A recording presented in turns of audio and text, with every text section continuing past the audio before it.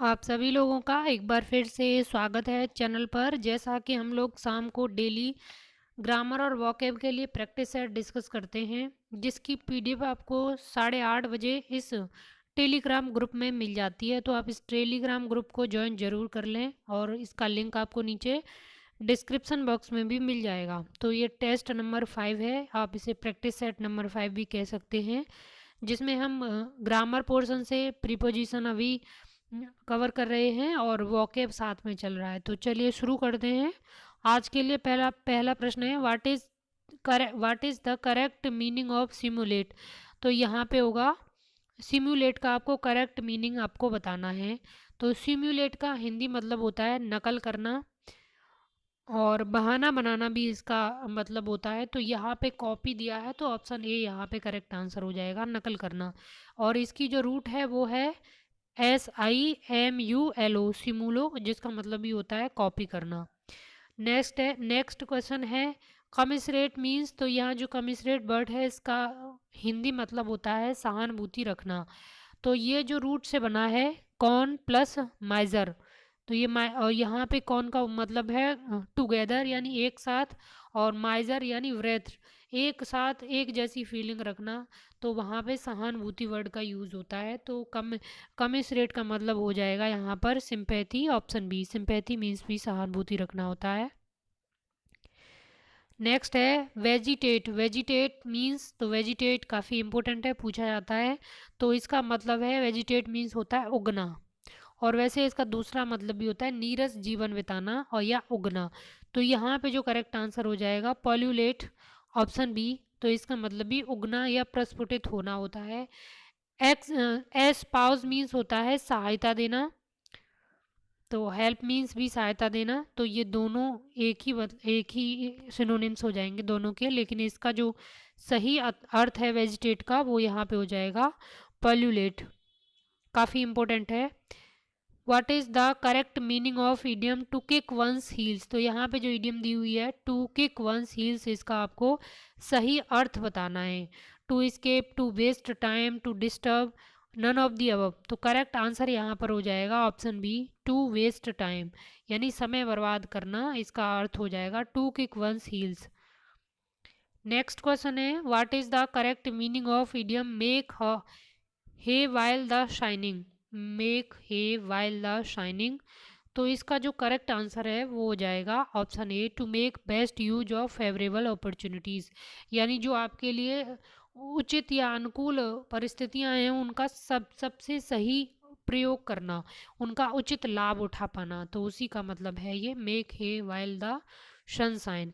तो ये vocab portion से हो गए आपके, और ये सारे इंपॉर्टेंट हैं। मैं ये सभी आपके लिए जो वर्ड मीनिंग है ले रही हूँ नॉर्मल लुइस की बुक से। तो यहाँ से सीधे सवाल बन सकते हैं, और आप इसके रूट को समझ लेंगे तो आप नए वर्ड को बिना याद किए भी जान लेंगे कि इसका अर्थ क्या हो सकता है। तो आपको बहुत सारा फ़ायदा यहाँ से मिलेगा। और भले ये दिखने में 5 वर्ड मीनिंग होते हैं, लेकिन यहाँ धीरे धीरे प्रैक्टिस से वोकैब बढ़ती है, तो काफ़ी संख्या में आप इसे यही 5 याद करते जाएंगे, तभी आपकी वोकैब है वो बढ़ती रहेगी। तो कंटिन्यूटी रखना बहुत ज़रूरी होता है। नेक्स्ट है चूज द करेक्ट सेंटेंस। तो यहाँ से जो प्रिपोजिशन है वो स्टार्ट होते हैं, यहाँ पे आपको करेक्ट सेंटेंस को चूज करना है। He died from a wound, he died from a wound, और he died by wound, none of the above. तो यहाँ पे जो सही प्रिपोजिशन वाला वर्ड कौन सा है वो आपको बताना है। करेक्ट आंसर यहाँ पर हो जाएगा option A. Option A right answer हो जाएगा यहाँ पे, he died from a wound. तो यहाँ पे जो ऑप्शन ए करेक्ट आंसर हो जाएगा। और वैसे मैं आपको अभी इसके सारे रूल्स बताऊंगी ऑफ के, तो उसी में ये ऑफ के रूल्स में ये अपवाद के रूप में है फ्रॉम का रूल्स, तो मैं इसको अभी बताऊंगी। पहले ये पूरा कवर कर लेते हैं। विनय इज कॉन्फिडेंट हिज सक्सेस, यहाँ पे आपको फिल इन द ब्लैंक्स है वो करना है। विनय इज कॉन्फिडेंट हिज सक्सेस, तो विनय इज कॉन्फिडेंट ऑफ सक्सेस यहाँ पे होगा। ऑफ सक्सेस का ऑफ प्रिपोजिशन है वो यहाँ पे प्रयोग होगा। नेक्स्ट क्वेश्चन है चूज द करेक्ट सेंटेंस। तो सही सही सेंटेंस का प्रयोग चूज आपको करना है। What is the cause for murder, someone has informed the police of the robbery, our publisher is a man of principle, B and C both are correct, तो option D correct answer हो जाएगा। B and C both are correct, पहला यहाँ पे गलत है। लेकिन someone has inform the police of the robbery, यहाँ पे ऑफ ही प्रपोजिशन का प्रयोग बिल्कुल सही है, तो ये कथन बिल्कुल सही है sentence. Our publisher is the man of principle, तो ये भी सही है, तो ऑप्शन डी करेक्ट आंसर हो जाएगा। नेक्स्ट है he comes a poor family, तो यहाँ पे जो राइट आंसर होगा वो होगा आपका option B of he comes of a poor family. अभी मैं ऑफ के सारे नियम बताऊंगी आपको। There there was a village a little way the sea coast, तो यहाँ पे किसका प्रयोग होगा, तो यहाँ पे ये वाले ऑफ का प्रयोग नहीं होगा, ये वाले ऑफ का प्रयोग होगा। The there was a village a little way of the sea coast, तो ऑप्शन सी करेक्ट आंसर हो जाएगा। अब हम देखते हैं ऑफ प्रिपोजिशन के सारे नियम, काफ़ी इम्पोर्टेंट है। कई बहुत सारे सवाल आपको ऑफ प्रिपोजिशन पर मिल जाएंगे, आप टीजीटी पीजीटी के पुराने पेपर देखेंगे। तो चलिए इस सारे ऑफ के सारे रूल्स हैं वो देखते हैं। रूल नंबर फर्स्ट क्या है, ऑफ का प्रयोग है वो से के अर्थ में भी होता है, यानी से के अर्थ में होता है किस लिए, कारण के भाव को अभिव्यक्त करने के लिए। जैसे कि वह बुखार से मर गई, यानी सी डाइड ऑफ फीवर, वह मलेरिया से मर गई, सी डाइड ऑफ मलेरिया। और जैसे कि मुझे संगीत से शौक है, I am fond of music, तो यहाँ पर से के अर्थ में प्रयोग हो रहा है और कारण के भाव को अभिव्यक्त करने के लिए। अब यहाँ पे आपको नोट करना है एक नई इंपॉर्टेंट चीज़, यदि किसी व्यक्ति की मृत्यु illness, disease, hunger, starvation, thirst, grief या शेम के कारण होती है, तो डाई के बाद ऑफ प्रपोजिशन का प्रयोग होता है, न कि फ्रॉम, विद या बाय का। ध्यान रखना है, या तो किसी बीमारी से डेथ हो रही है, या भूख से, या प्यास से, या दुख से, या शर्म से, तो इन कारण से डेथ हो रही है, तो वहाँ पे फ्रॉम, विद या बाय का यूज़ नहीं होगा, वहाँ पे ऑफ प्रिपोजिशन का यूज़ होगा। अब रूल नंबर टू, इसमें जो नेक्स्ट रूल है रूल नंबर वन में ही, यदि किसी व्यक्ति की मृत्यु घाव यानी वुंड, ओवर ईटिंग यानी अत्यधिक खाना, ओवर ड्रिंकिंग, फूड पॉइजनिंग के कारण होती है, तो डाई के बाद फ्रॉम प्रिपोजिशन का प्रयोग होता है, न कि ऑफ, न विद या बाई या फोर का। तो ध्यान रखना है, यानी घाव से डेथ हो रही है, ओवर ईटिंग से, ओवर थिंकिंग से और फूड पॉइजनिंग से, तो वहाँ पर ऑफ का प्रयोग नहीं होगा, वहाँ पे फ्रॉम का प्रयोग होगा। तो ये अपवाद में दिए हैं और अपवाद से ही अक्सर सवाल बनते हैं, बाकी के नियम सबको याद होते हैं। तीसरा नियम क्या है इसमें, यदि किसी व्यक्ति की मृत्यु आत्महत्या व हिंसा के कारण होती है, यानी सुसाइड या वायलेंस के कारण किसी की डेथ हो जाती है, तो वहाँ पर डाई के बाद यानी डाई वर्ड के बाद में बाई का प्रयोग, बाई प्रिपोजिशन का प्रयोग होता है, न कि ऑफ, विद, फ्रॉम, फोर का। तो ध्यान रखना है रूल नंबर थ्री में कि डाई वर्ड हो, और डाई किस कारण से हो, या तो सुसाइड से हो या वायलेंस के कारण हो, तो वहाँ पर बाई प्रिपोजिशन यूज होगा। अब रूल नंबर फोर क्या है इसी में अपवाद में, यदि किसी व्यक्ति की मृत्यु नेग्लिजेंट यानी लापरवाही के कारण होती है, तो डाई के बाद थ्रो प्रपोजिशन का प्रयोग होगा, न कि अदर प्रपोजिशन का।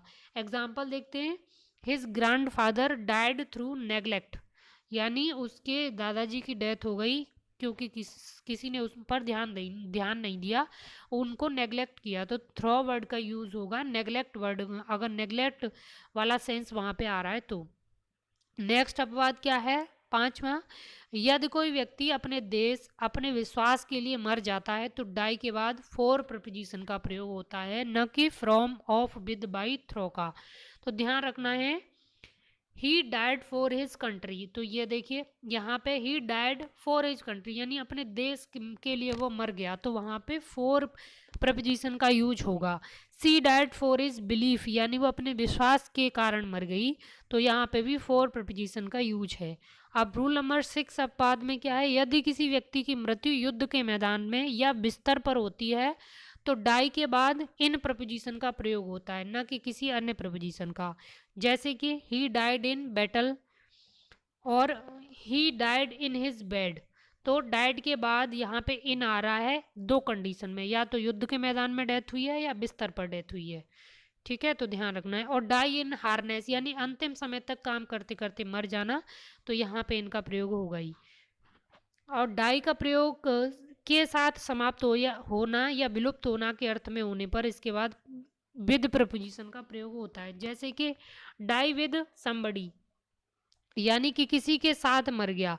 She died with her lover, she died of her lover नहीं होगा, she died with her lover होगा। तो ध्यान रखना है, किसी के साथ कोई चीज़ समाप्त हो रही है, विलुप्त हो रही है, तो वहाँ पर विद प्रपोजिशन वर्ड का यूज होगा, न कि ऑफ का। और एक और अपवाद है, कॉज के बाद ऑफ या रीजन के बाद फॉर का प्रयोग होता है। कॉज के बाद तो ऑफ का होगा, रीजन के बाद फॉर का होगा। तो ये मैंने अपवाद बताए थे रूल नंबर 1 में। अब रूल नंबर 2 देखते हैं। ऑफ का प्रयोग, ऑफ का प्रयोग है वो का, के, की के अर्थ के संबंध में, संबंध या अधिकार के भाव को अभिव्यक्त करने के लिए होता है। एग्जाम्पल देखते हैं। मिस्टर ए के Thakur is the son of Shri Maneswar Thakur.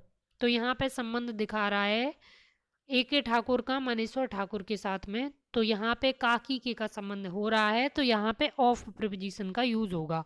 अब रूल नंबर 3 देखते हैं। रूल नंबर 3 में क्या है, ऑफ का प्रयोग मैं के अर्थ में होता है, न कि इन या इनटू के अर्थ में। जैसे कि Vinay is confident of his success, यानी विनय को अपनी सफलता में विश्वास है। जैसे कि Satyendra ji is convinced of his fact, यानी सत्येंद्र जी को इस तथ्य में विश्वास है। तो यानी मैं के अर्थ में होता है ऑफ का प्रयोग। और रूल नंबर 4 क्या है, रूल नंबर 4 है ऑफ का प्रयोग मैं से के अर्थ में होगा। एग्जाम्पल देखते हैं। Mister Mishra is one of my friend, यानी मिस्टर मिश्रा मेरे मित्रों में से एक मित्र हैं। तो यानी मैं से एक मित्र हैं, तो वन ऑफ होगा, तो ऑफ प्रपोजिशन का प्रयोग होगा यहाँ पे। और रूल नंबर 5 क्या है, ऑफ का प्रयोग के बारे के अर्थ में भी होता है, के बारे में या के विषय के संबंध में भी होता है। जैसे कि he has heard of that accident, यानी उस दुर्घटना के बारे में सुना। He has heard of that accident. और नेक्स्ट एग्जाम्पल देखते हैं। Do you know of me, क्या तुम मेरे बारे में जानते हो। तो के बारे में या के विषय के संदर्भ में ऑफ प्रपोजिशन का भी प्रयोग होता है। रूल नंबर 6 क्या है, रूल नंबर 6 है ऑफ का प्रयोग है वो ऑरिजिन या सोर्सेज यानी स्रोत के भाव को अभिव्यक्त करने के लिए होता है। जैसे कि पंडित नेहरू कम ऑफ ए रिच फैमिली। तो यहाँ पे ध्यान देना है कि ऑरिजिन या सोर्स के संबंध के भाव को व्यक्त करने के लिए भी ऑफ का प्रयोग होता है। रूल नंबर 7 क्या है, ऑफ का क्वालिटी यानी गुण, पोजीशन यानी अधिकार, अपोजिशन, स्पेस इन टाइम और पॉइंट ऑफ रेफरेंस के संबंध में भी इसका प्रयोग होता है। जैसे कि I lived in the house of Anand, तो ये पोजीशन दिखा रहा है। Vikas the son of mister Chandra Kishore Thakur got married, तो ये अपोजिशन दिखा रहा है। तो इस तरीके से ऑफ वर्ड का, ऑफ प्रपोजिशन का प्रयोग होता है। और लास्ट नियम है ऑफ के संदर्भ में 8वां, ऑफ का प्रयोग कुछ शब्दों के बाद या फ्रेज में होता है। अब वो फ्रेज कौन सी है वो मैं आपको एक बार बता देती हूँ। Full of, sure of, short of money, aware of, proud of, the 1st of August, take care of, accused of crime, think of, cured of, ashamed of, hard of, hard of hurt, get rid of, address of cotton, a mile of the town, worth of। तो यहाँ पे of का प्रयोग हो रहा है। अब दूसरा ऑफ देखते हैं। अभी तक हमने ये वाले ऑफ के नियम है वो देखे थे, अब ये वाले ऑफ के नियम भी देख लेते हैं, बहुत ज़्यादा नहीं है। क्योंकि इस वाले ऑफ का प्रयोग है वो एट अ डिस्टेंस फ्रॉम या फार फ्रॉम के अर्थ में सेपरेशन यानी अलगाव के भाव को अभिव्यक्त करने के लिए किया जाता है। यानी एट अ डिस्टेंस यानी दूरी का यानी अलगाव का भाव जहाँ पे होता है वहाँ पे ये वाले ऑफ का प्रयोग होता है। जैसे कि एग्जाम्पल देखते हैं। That old man fell off the ladder, बूढ़ा व्यक्ति सीढ़ी से छिटक दूर गिर पड़ा। तो यहाँ पर ऑफ का प्रयोग हो रहा है। जैसे ही पुट ऑफ हिज कोट, वो अपना कोट उतारा, यानी उसने कोट को अपने से अलग किया ना, सेपरेट किया, तो वहाँ पे ऑफ का प्रयोग हुआ। तो ये वाले ऑफ का यही एक ही नियम है, सिंपल सा, कुछ ज़्यादा नहीं है इसमें। एट अ डिस्टेंस फ्रॉम या फार फ्रॉम के अर्थ में सेपरेशन यानी अलगाव को दिखाता है। तो आज हमने ऑफ और ऑफ ये दोनों ऑफ के नियम हमने कंप्लीट कर लिए प्रीपोजिशन में। तो आई होप कि आपको ये वीडियो बिल्कुल पसंद आया होगा। अगर आपको इस वीडियो से ज़रा भी लाभ हो रहा है तो आप वीडियो को शेयर ज़रूर करें अपने दोस्तों के साथ में और फ्रेंड के साथ में, और जिससे हमें भी मोटिवेशन मिलता रहे। देखिए प्रीपोजिशन आप एक दिन में याद नहीं कर पाएंगे, इसीलिए मैं एक एक प्रीपोजिशन के नियम एक वीडियो में बता रही हूँ ताकि आपको वो याद हो जाए। आप बार बार वीडियो देखेंगे सुनेंगे तो आपको याद हो जाएंगे। अगर आप ऐसे ही कभी पढ़ लेंगे कभी छोड़ देंगे तो याद नहीं हो पाएंगे। और प्रैक्टिस उसी प्रपोजिशन से मैं प्रैक्टिस भी करा रही हूँ, उसके सारे नियम भी बता रही हूँ, साथ में एग्जाम्पल भी बता रही हूँ, तो इस तरीके से आपको याद हो जाएंगे।